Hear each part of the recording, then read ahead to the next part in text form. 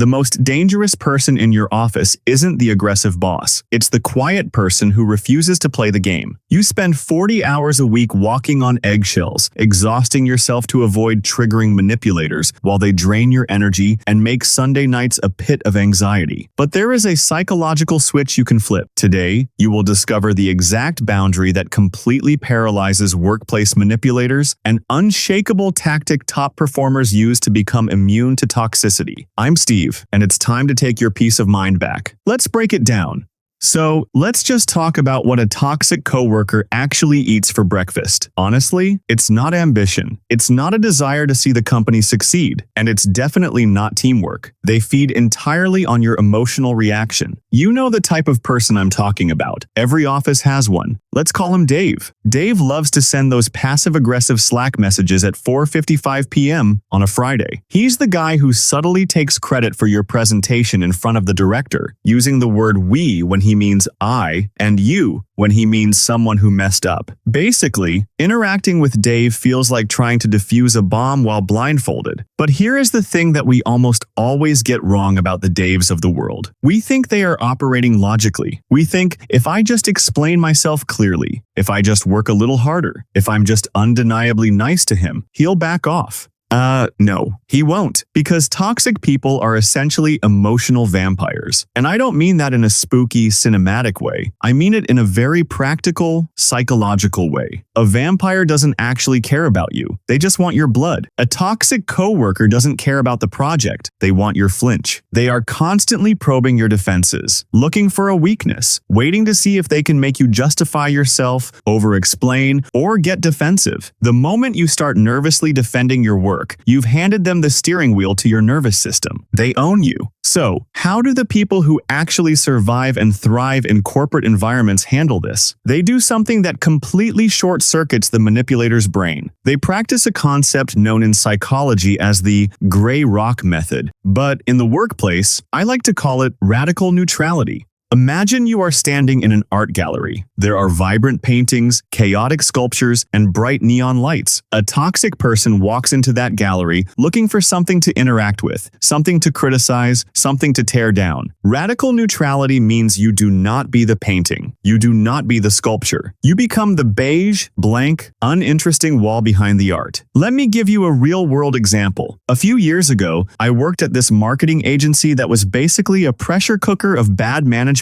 and giant egos. I had a coworker who thrived on manufacturing emergencies. She would rush to my desk, breathless, and say something like, "Steve, the client is furious about the timeline. I can't believe you didn't factor in the holiday weekend. We look like complete amateurs right now." My instinct, and probably yours too, was to panic, to immediately open my laptop, pull up the calendar, defend my math, and frantically apologize while trying to fix it.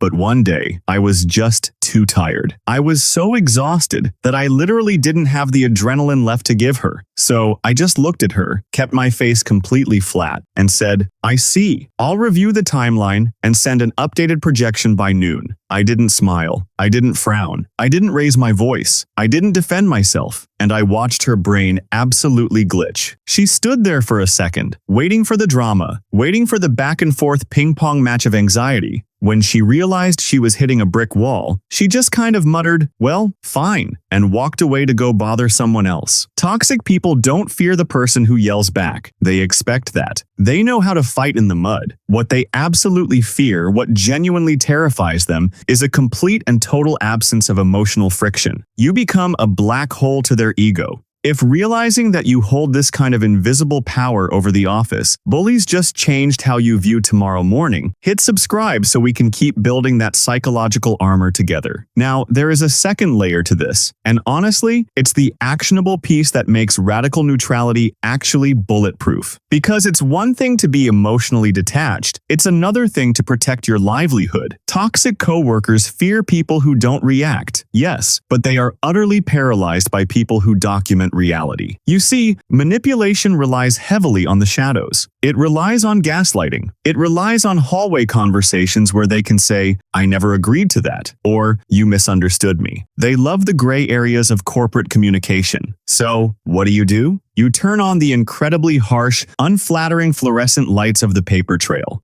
I know. It is deeply frustrating to have to do this. You shouldn't have to act like an amateur stenographer just to do your 9-to-5 job. It's annoying to have to write an email after a 10-minute conversation, but think of it as buying cheap insurance for your career. Whenever you have an interaction with the office manipulator where a decision is made, a deadline is shifted, or a responsibility is assigned, you immediately follow up in writing. Hi Dave, just following up on our quick chat by the coffee machine. As we agreed, you will be handling the client brief by Thursday, and I will take over the data analysis once you send that to me. Let me know if I missed anything. Boom, you have just built an electric fence around your boundaries. Why does this terrify them? Because you are forcing them to exist in an objective reality. Toxic people operate entirely in subjective reality, their feelings, their interpretations, their twisted version of events. When you casually, cheerfully document the facts, you strip them of their ability to rewrite history later. And the best part? You do it with a smile. You aren't being hostile, you're just being incredibly organized. It is the most professionally acceptable way to say, I see exactly who you are and I am not playing. But to truly embody this, to really become the kind of person that a toxic coworker instinctively avoids, we have to talk about the deepest fear they have. And to do that, I have to go on a quick tangent. I was thinking about this the other day while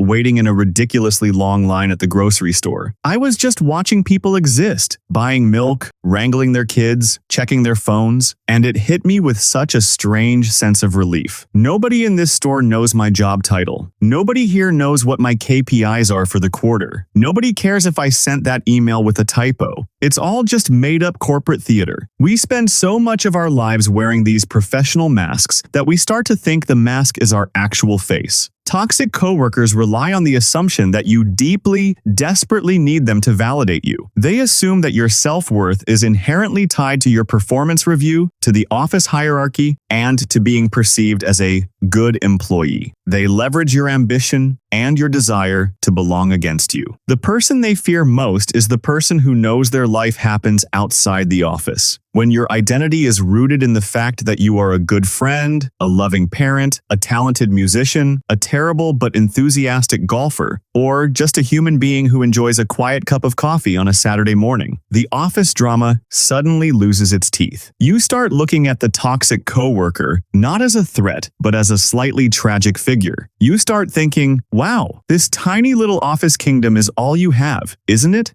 When you mentally detach your core value from your corporate output, your energy shifts. You stop needing to be liked by everyone, which means you can no longer be blackmailed by someone's disapproval. You do your job, you do it well, you collect your paycheck, and you go home to your actual life. This profound sense of inner independence is something a manipulator can sense from a mile away. It tells them that their usual weapons, guilt, shame, and manufactured urgency are completely useless on you. So, let's bring all of this together because I want you to walk into work tomorrow feeling different. The environment you work in might be toxic, but you do not have to absorb that poison. By adopting radical neutrality, you starve the manipulator of the emotional reaction they crave. You become the beige wall, unbothered, polite, but completely inaccessible. By meticulously documenting your interactions, you drag their shadowy games into the bright light of reality, protecting your reputation with undeniable facts. But most importantly, by remembering who you are outside the walls of that building, you reclaim your ultimate power. Work is just a fraction of your life. It is a transaction. It is not your family, it is not your identity, and it is certainly not the judge of your worth as a human being. Tomorrow morning, when you log on or walk through those doors, take a deep breath. You are in control. Let them play their frantic little games. You don't have to participate anymore. You are playing a much bigger, much quieter game, and it's one you are going to win.